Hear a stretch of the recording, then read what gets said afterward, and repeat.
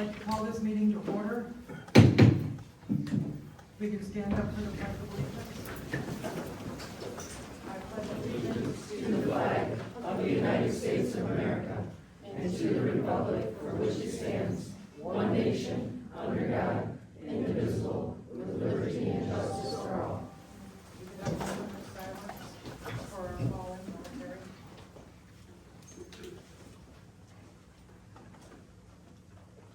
You may be seated.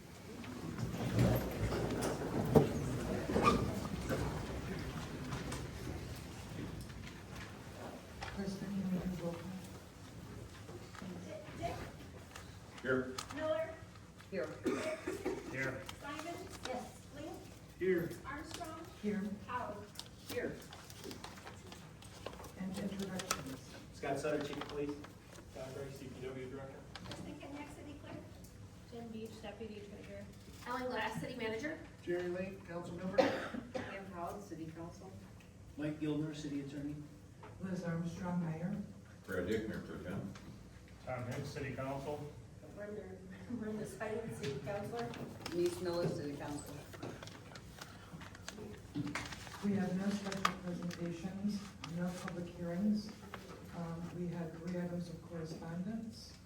The 2024 Planning Commission Annual Report, 2024 Downtown Development Authority Board Annual Report, and the 2024 Historic District Commission Annual Report. Are there any questions on those items? Okay, we're going to be moving to public comments. So any person wishing to address the city council during a meeting will get 3 minutes under public comment. When the public comment is approached on the agenda, individuals wishing to speak will be called upon utilizing the build-out comment forms. Remarks should be addressed to the presiding officer, and it is not a time for debate, but for questions or comments for council and/or staff. Questions will be answered if the information is readily available. If answers are not available during the meeting, council or staff will contact the individual within 48 hours and respond to the question within 10 days or when the information becomes available. The first public comment of the night is Monica Warner.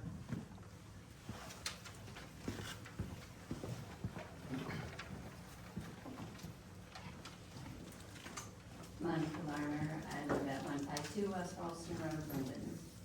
So first off, on my trash bill, it was more than what was normal, and so I thought it was the new trash thing. So when I took it in, I found out that there was a upcharge, a fuel surcharge. So my thing is, all it says on my bill is just SW, which, it doesn't tell me that there's something extra on there. And my bill has been the same, all last year. So it made me think, that we were paying the new price. So if we could get more of a breakdown, I think that would be helpful. So, on the code enforcement, it just shows from December 1st to December 13th.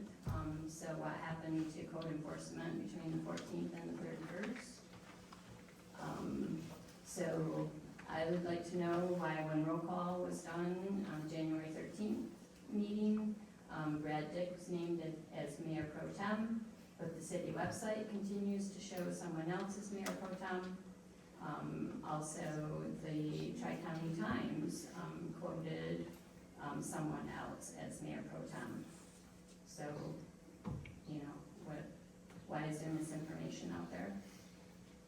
So on the water, I still contend that the bills need to be fair. Instead of the 1-inch pipes paying more, why are the water customers paying double this amount when we don't even have the water turned on yet? How can the city staff, turn it around saying that, they knew that 1-inch pipes were going to be a burden when they bought their house? That doesn't make sense to me. The payment plan is all well and good, but that doesn't solve the problem of the bills being not fairly distributed.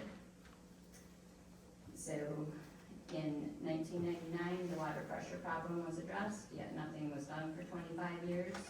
Then we have comments made about the Union Block would still be here if they had the new water. That's not fair.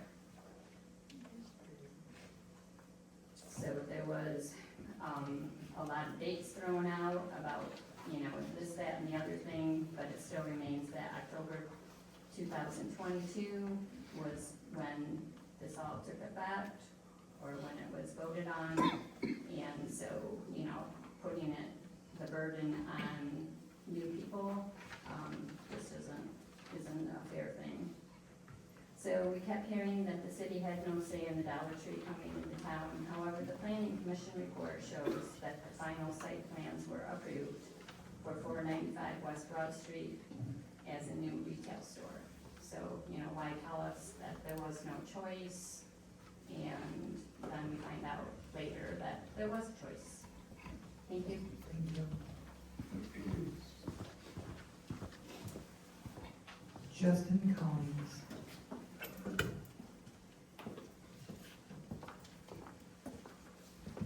So if I can do a clarification on rules before my time starts. My understanding, time doesn't start until after I finish saying my name and I start speaking my piece, or lack thereof. I'm going to be playing an audio clip because I've recorded it to make sure I stay on the topic. If somebody needs me to turn it up, please tell me. I'm not trying to blast anybody out of here, but I have no clue how it's going to be when I hit, and I am minute to minute on this thing. So, my name is Justin Collins. I'm at 312 Pauline Pass in Linden.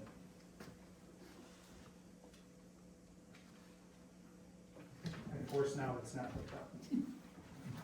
You have time. We live in a city that had. Of course, now it's not. We live in a city that has 1 out of 5 people at retirement age. We sit with a population of people 70 and older that is 30% higher than the average in New Jersey County. Our city has a median average income that is 10% less than the average of the state. Unfortunately, this hits those who need the most help the hardest. Many of these people are not in a position to go back to the workforce and pay for these astronomical increases.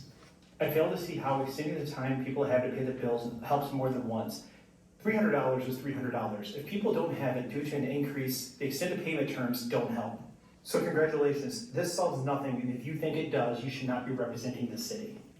How the increase was explained to me was a service fee from $21 per quarter to $181 per quarter. That is an increase of $106 per 1-inch line, $640 a year before we even talk about the current price increase per unit of billed water and the expected future ones. These fees alone will cost my family an additional $12,800 for the next 20 years.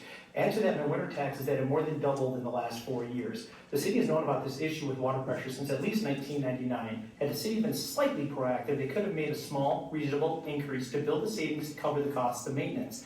But instead, the elected officials continue to kick the can down the road, just like the idea of adding 20 days to the payment cycle. I follow a motto of, piss poor planning on your part does not constitute an emergency on my part. Well, the past city council's piss poor planning is hurting us all. The city has no other choice but a massive increase. Then maybe before reaching into everybody's pockets and stealing money, you should stop spending as much. Maybe a tapped out city should not be buying VFW halls when they don't have enough money for their existing infrastructure needs. Maybe we shouldn't be turning the gazebo of the Eagles Park into an ice skating rink even if the labor was free. Who paid for the wood, the nails, the water used to fill it? It may sound petty, but so is doubling everybody's water bill because the city is too broke and doesn't have enough money to pay for it any other way. Maybe the city shouldn't allow city officials to run private businesses out of public offices at our cost using our resources such as electricity, water, gas, and wear and tear in community property for personal gain. Maybe a city our size that tends to have more cop cars in a parking lot than on the road doesn't need to upkeep, maintain, or insure that many cop cars. Furthermore, the officers driving those cars should not be wasting tax dollar funds on fuel to drive them to neighboring cities for non-mutual aid reasons, such as a car wash they like better or going to get their lunch in Fenton. When seconds matter, how far from the city are you if the officers are getting food at 23 and Owen? How is this serving and protecting our city? To the city servant who thinks that angry residents speaking their mind online, in person, or any other format is harassment, I encourage you to go back to government class and read the Bill of Rights. Their post, phone calls, and emails are protected rights. The First Amendment guarantees us the right to petition the government for redress of grievances. People are hurting and are afraid of what is to come. If these words harm your feelings, then I encourage you to step down and let somebody with a backbone take your place. I don't care if you like me, you're my employee. You serve us, not the other way around. Your authority, while limited, is granted by the people that voted you in. I promise the last thing you want is for me to step into your position.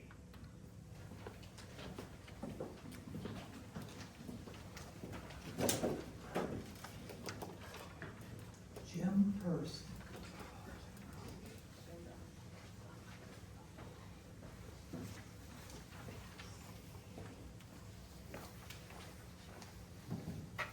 Jim Hurst, 250 Pauling Pass, Michigan.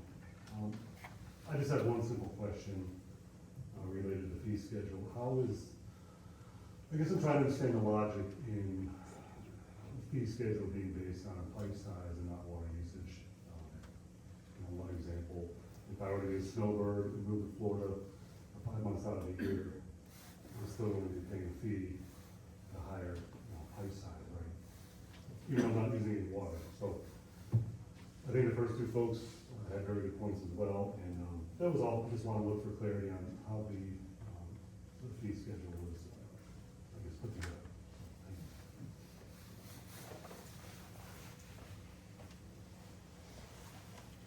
Barbara Moss.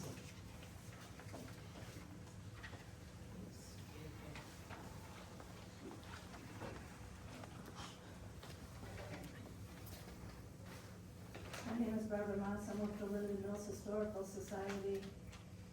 And I just had a comment regarding the restoration of the mill building. Are we sure or are we unsure if the city and the architects are aware of the thin line they are on regarding the Secretary of the Interior standards for rehabilitation, as it will be possible that we will lose our place on the National Register of Historic Buildings. Our mill was the first building in Genesee County to be given that honor in 1972. Also, on another note, through the Historical Society of Michigan, there's a program called Michigan Heritage Home. It recognizes homes that are constructed at least 100 years ago with a custom-made cast aluminum plaque that bears the name of the home's original owner and its year of construction. This program is sponsored by the Meyer Foundation, and we have brochures available if anyone is interested. Thank you.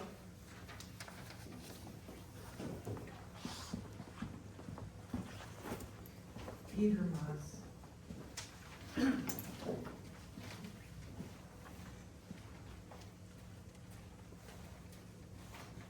Good evening. I'm Peter Moss, the president of the Linden Mills Historical Society and Museum.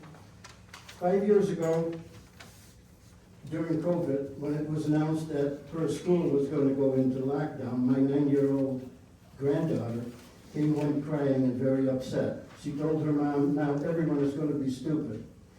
At the time we laughed and thought it was cute and funny. Now, in reality, it is no longer funny, and perhaps my granddaughter's perception is not far from where we are today. The mission statement of the Linden Mills Historical Society is to preserve the heritage, the history, and appearance of the Linden area. One of its main objectives is to educate young and old of Linden's past in hopes that it will be passed on for generations to come. During the time that our museum was open, we were amazed at the number of out-of-town visitors who stopped in and admired the mill's interior. In addition to admiring our many educational and interesting artifacts and displays, they also expressed interest at the original structure of the mill. They marveled at the enormous hickory and oak hand-hewn timbers and beams.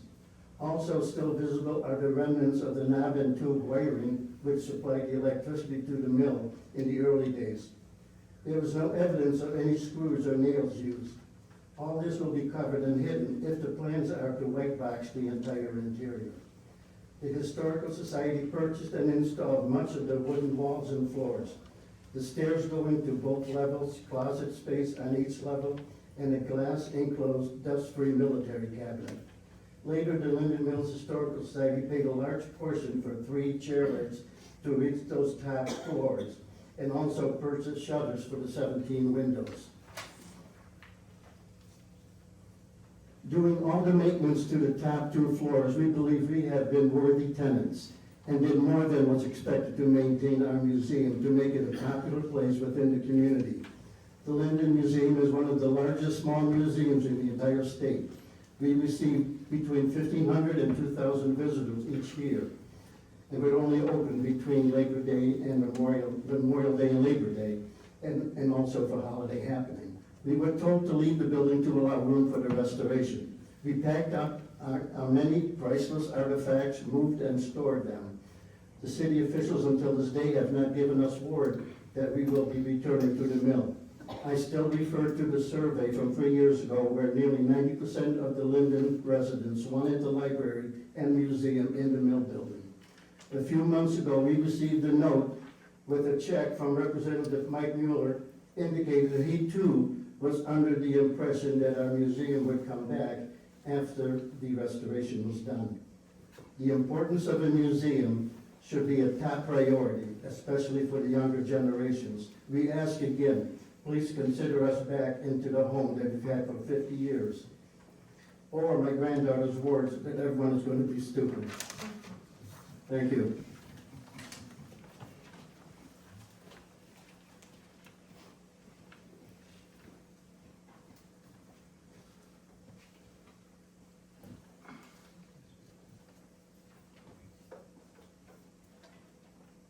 I'm gonna try this. Is Ruth Tossie? Yep. Okay.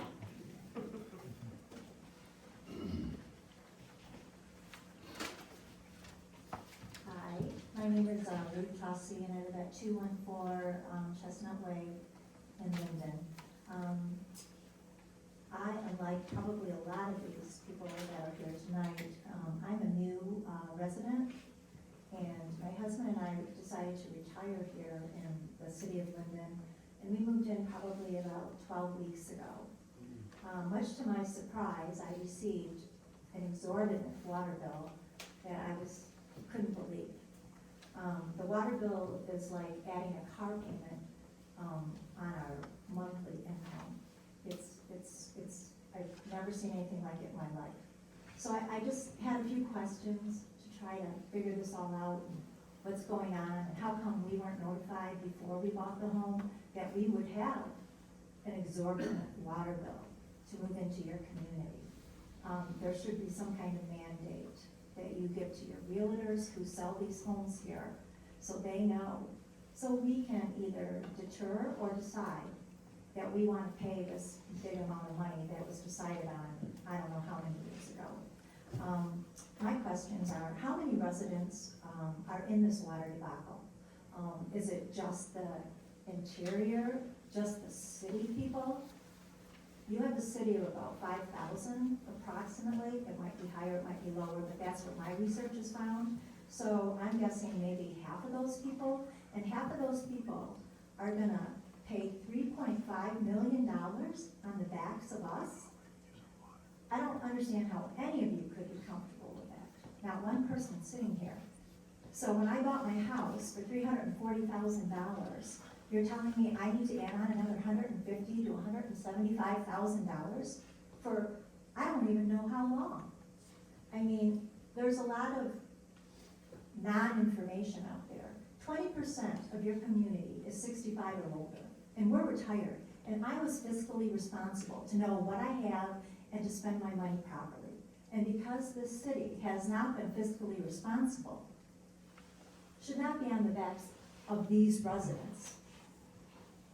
Has anybody even tried to contact our representatives, our congressman, Kristen Rivet, Lena Thies? Has anybody contacted anybody to see if there's any grant applications for us? I know Benton Harbor did, and they got $11.some million from the state to help their community and help their residents to pay those bills because they couldn't afford $240 water bills. I think we live in a poor community, and I mean, I don't see this as Birmingham where we're all throwing tons of money. So I really just feel like you need to be more open, more transparent about everything, and fiscally responsible. That's what I have to say. Thank you.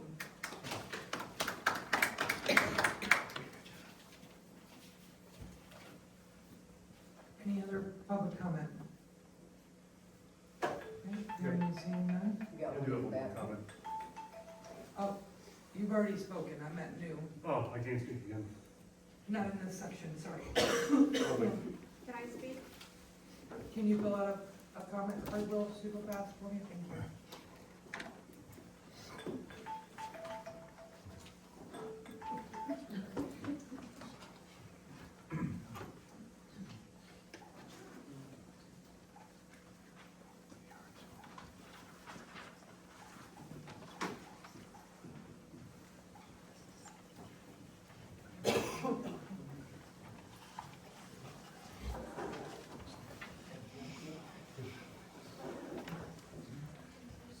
Tony Johnston.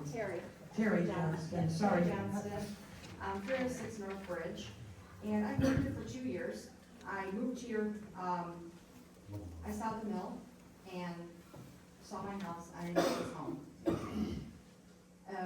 The water is upsetting, but what you're doing to the mill is super upsetting, and what Peter Moss just said is why I'm standing up here. Are you gonna white box the inside of that building? Because if you do, you should all be ashamed of yourselves, all right? We keep it the way that it looks inside. Everybody wants it to stay the way it is. And if this city can't figure out how to find $45,000 a year to keep the mill the way it is, then you guys need to figure out how to do your jobs better. It's absurd. In 30 years, the water wasn't taken care of, the mill wasn't taken care of. What's next? That's what I'm thinking. And right now, I'm renting my house, and I wanna buy a house, and I wanna live here, retire here, but I'm actually don't think that I'm gonna buy a house here and stay here. Because I'm not gonna be able to afford to, with what I hear about the tax increases and the water increases, and how you mismanage the mill. It's disgusting. You have that mill on every single city document, yet you shit all over it. Excuse my language. I hope you guys can do better.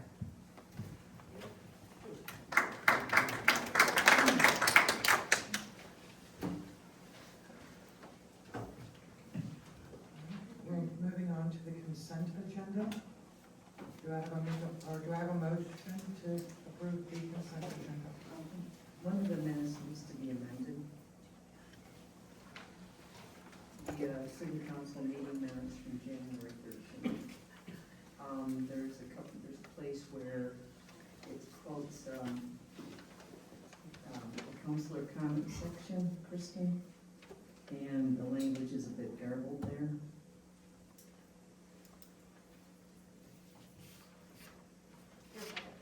Yeah, my, yes, it is, okay, yes.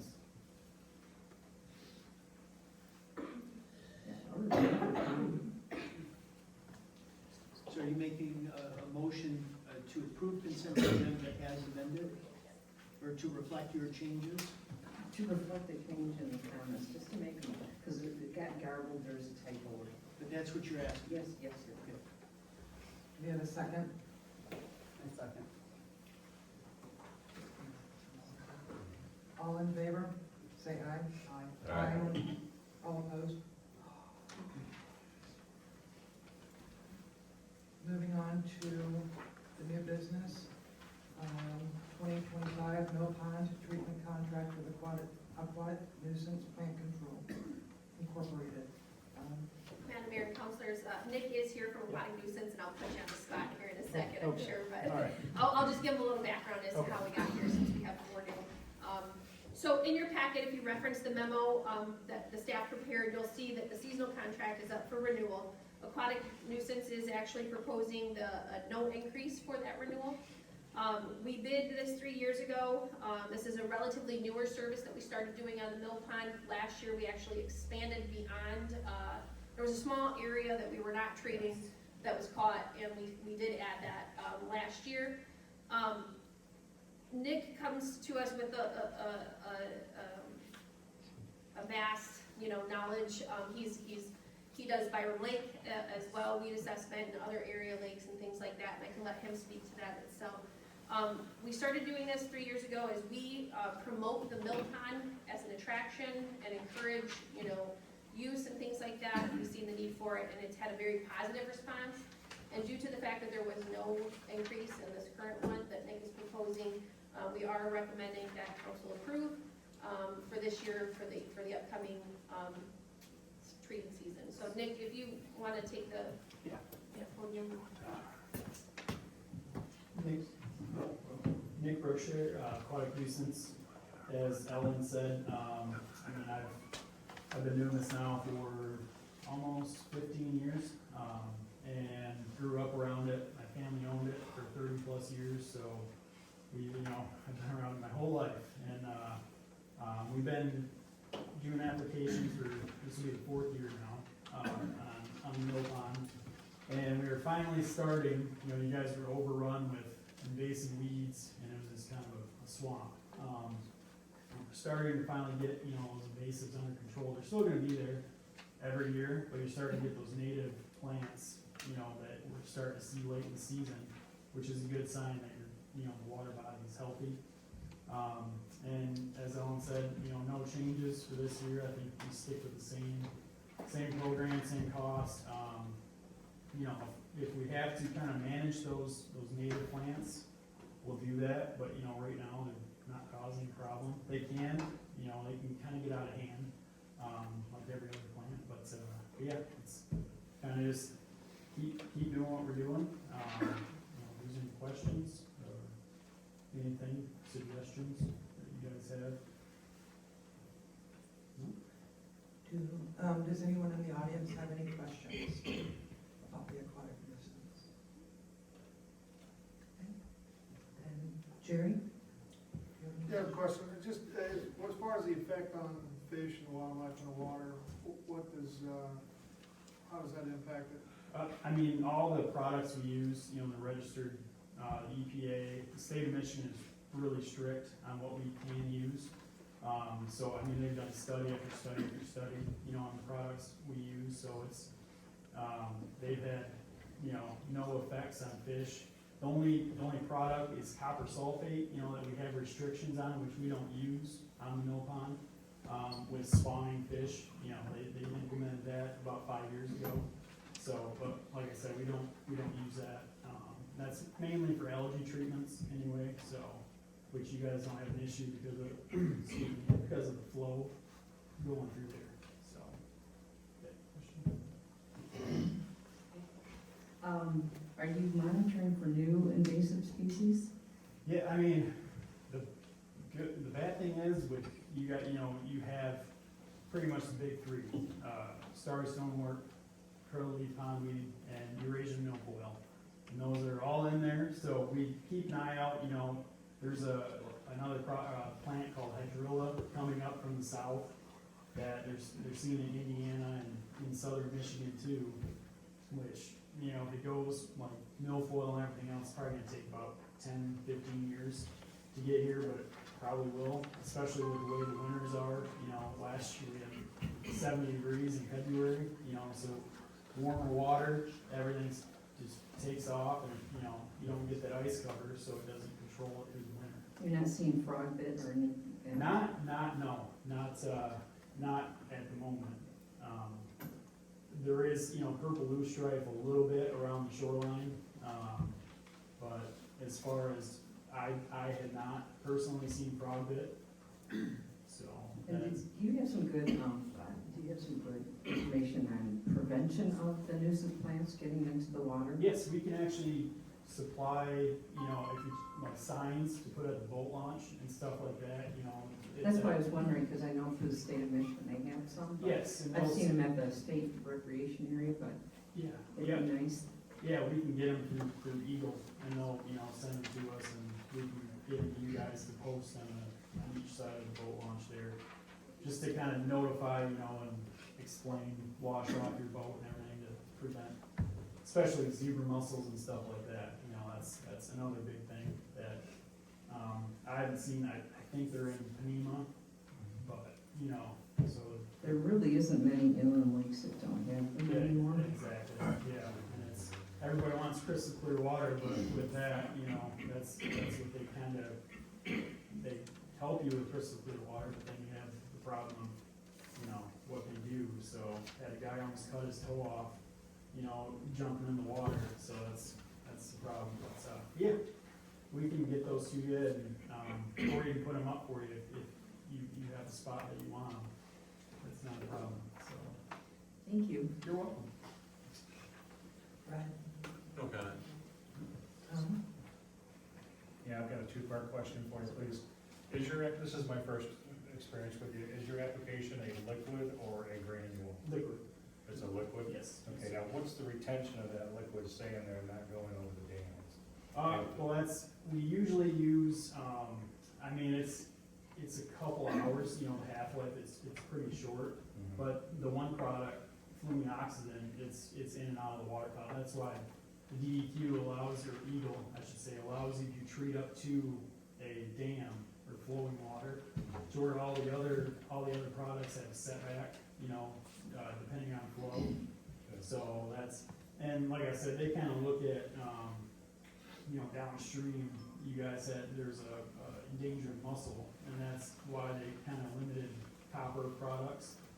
And so, you know, that's why we don't use them in there, because there's a chance that they're, you know, they have that in there. But they do a good job, you know, on permitting and stuff like that to kind of notify, you know, let you know what your setback is. I mean, you're gonna have drift, but, you know, you're not gonna be going miles downstream. I live downstream, and we have those big mussels and those. Yep. They're great to see, because they help clean the water. Exactly, yeah, and that's Silt and stuff, so. yeah, and that's a copper sulfate, that's why they restricted that, so. All right, thank you. Yep. Brenda? No comments, thank you. Denise? First of all, thank you, because I can tell a big difference on the pond. There's a lot of people that go, they're doing kayaking and boating, and just going off of the properties, it's a big help that they're not getting the propellers, you know, filled with that. And it's my understanding the people that are on the river are the ones that are paying for this, it's not coming out. I don't know that part. I supply the contract. No, we, I'm not sure where that information came from. This is something that the city council decided to do. It was, when it was first brought to us, that was a consideration. But as we, looked at the bigger picture with, we're promoting the use of the mill pond, we're the ones that are promoting activity on the mill pond. It's part of the water trail. You know, that was something that the city council took on. Okay. Yeah, it was something that was considered originally, I thought you voted on that, and is there something else that the people on the river pay for that is not coming up? Okay. All right, well. well, maybe that's where it's getting confused, thanks for the reminder. Byram Lake Okay. has an assessment, but the mill pond is completely separate. Okay. Yeah, and treated differently. Well, thank you anyway, because it's a good job over there. Yes, And a lot thank of improvement Thank of you. going and enjoying that, water. I just want to thank you. My questions were already asked. You're welcome, thank you for having me. Any other, all set? Thanks, Nick. Yes, you're welcome. So is there a motion to approve the 2025 mill pond treatment contract? I make a motion that we approve the contract.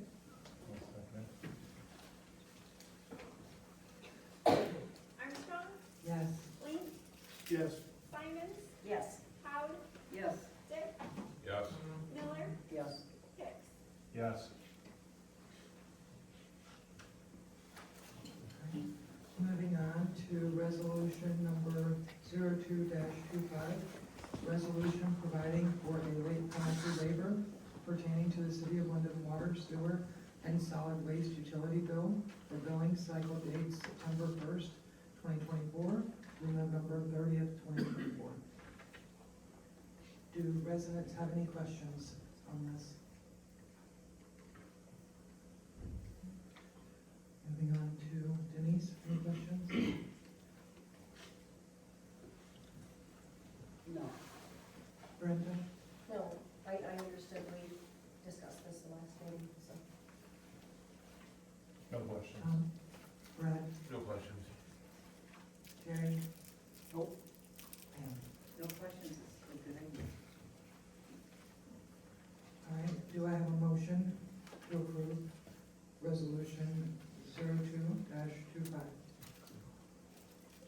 make the motion. One second. Link, Yes. Hicks, Yes. Armstrong, Yes. Miller, Yes. Howard, Yes. Dick, Yes. Simon. Yes. We're at the city manager's update. So just a couple of things. So just a reminder, February 19th is when we have our session with Blue Vendor. Kristen did send out details about that, and along with, in that email, she also had information on upcoming trainings and things like that.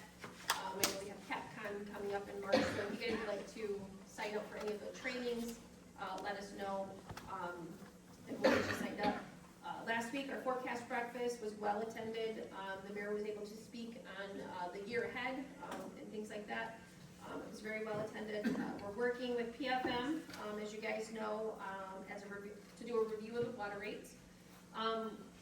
We had 2 additional rate increases that were previously approved in the spring of 2024. Those are on hold until we can review and bring any further recommendations back to the city council. So just wanted to update you guys on that. And we do have a couple vacancies that have already came up with some of the boards and commissions, one on DGA and a couple on the Board of Review. So we'll be working to fill those vacancies hopefully over the next month, and I have a recommendation to you guys back in February, so. Thank you.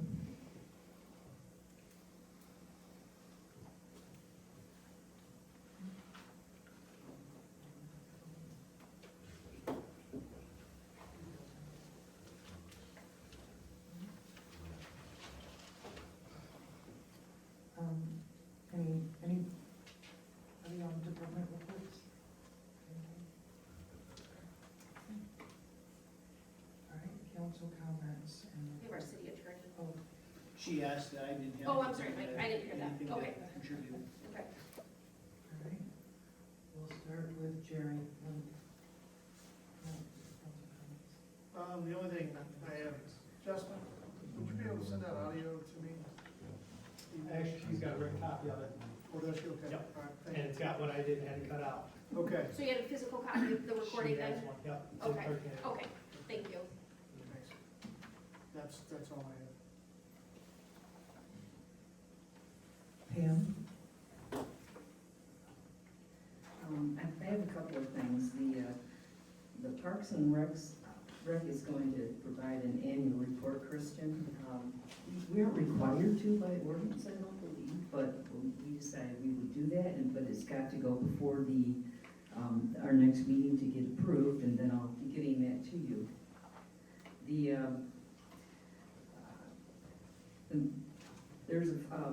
Right now, January 1st through March 30th is fox and coyote mating season, so you may hear these animals more.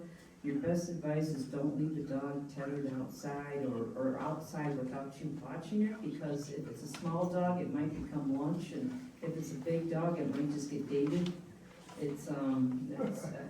And we see them behind our house all the time. We can hear them, so they're out there, and they have that unearthly screech. So it's just their season. So I read through the H2A architect report on the Village Foundation restoration, and Jackie Haig's report was spot on about what she needs to do to stabilize the base so it doesn't lean and all that. I just wanted to let you know that too. She does a very good job talking about technical language and putting it in such a way that it's easily understood.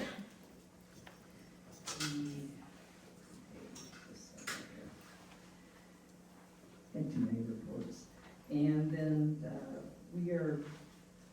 our next Parks and Rec meeting should be in March, and so hopefully I'll let you know before that meeting, so you can all attend. Thank you, Pam. Denise? Couple things, I want to address. The white box inside of the mill pond, that has not been addressed yet. We have not voted on anything like that. It was just sent out to the architect and one of his staff about what, some plans that they could come up with.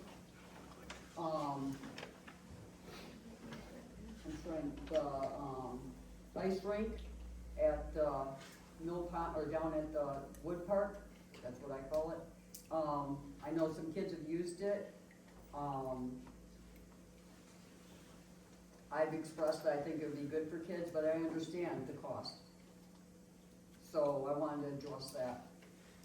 You know, I understand. Let me think what else we got in here.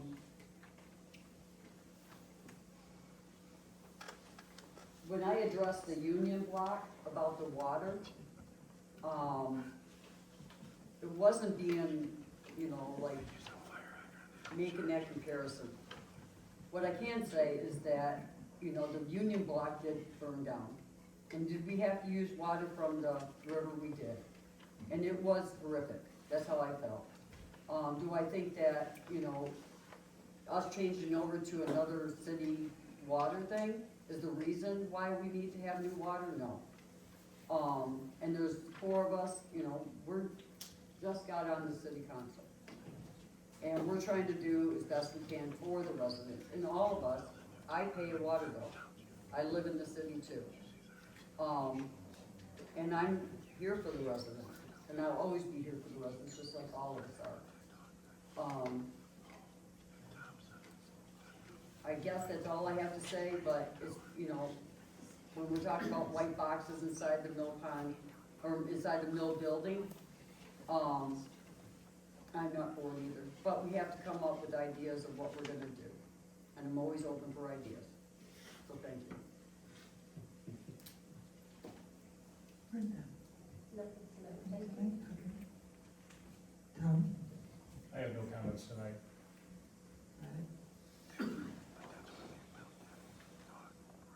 Please address the white box thing. Monica, you had a question about the fuel surcharge on your solid waste.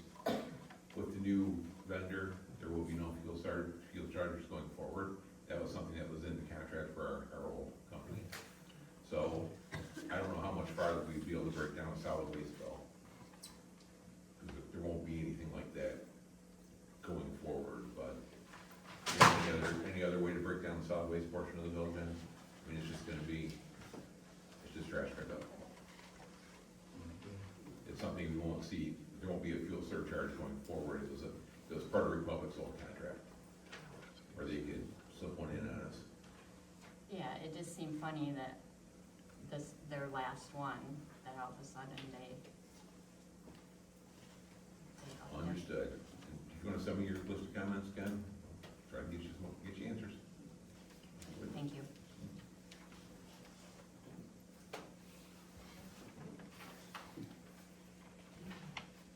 So I attended my first Southern Lakes Parks and Rec meeting last Friday, and I was welcomed, and that was a really nice experience to be